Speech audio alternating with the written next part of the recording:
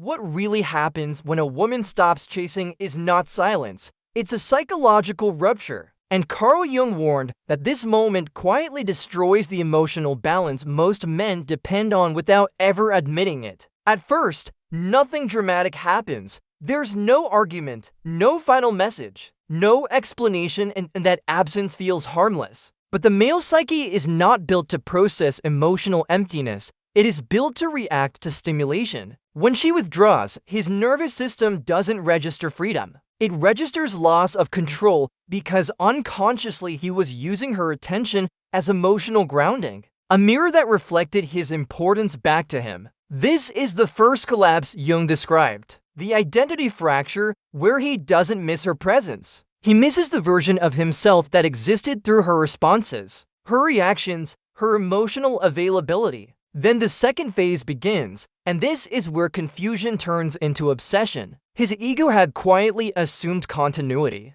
that she would always reply, always care, always emotionally orbit around him. And her withdrawal doesn't feel like rejection, it feels like exposure, forcing him to face a question that terrifies the unconscious mind. Was I actually valued, or was I simply convenient? Jung called this projection collapse, the moment when the mind can no longer project power onto the other person and is forced to confront its own emptiness. And instead of clarity, the psyche chooses fantasy. Her silence becomes a blank screen, and the male unconscious fills it with idealization, regret, imagined conversations, and rewritten memories. Because Jung proved that the psyche inflates what it can no longer access. She is no longer a woman with flaws, needs, and limits. She transforms into an archetype, distant, elevated, emotionally untouchable, and paradoxically more powerful than when she was present. Now here's where most people misunderstand what's happening.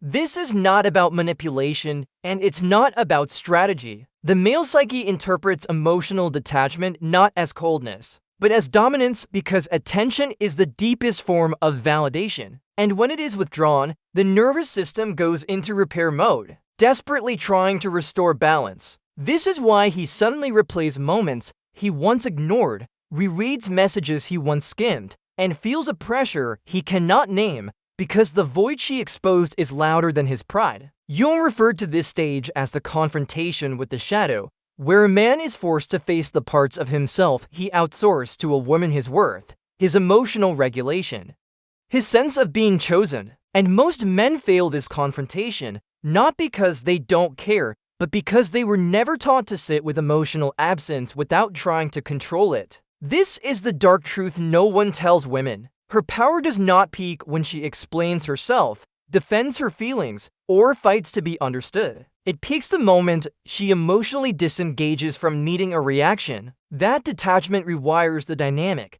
because she is no longer participating in emotional labor, and without realizing it, he becomes the one chasing emotional resolution. He doesn't pursue her because his love increased. He pursues because the psychological structure he relied on collapsed, and now he's trying to rebuild it. Silence works not because it punishes, but because it reveals. When a woman stops chasing, she doesn't vanish from his life. She relocates into his mind. And once she understands this shift, she never chases again, because she realizes that true power is not in being desired loudly, but in being missed deeply without asking,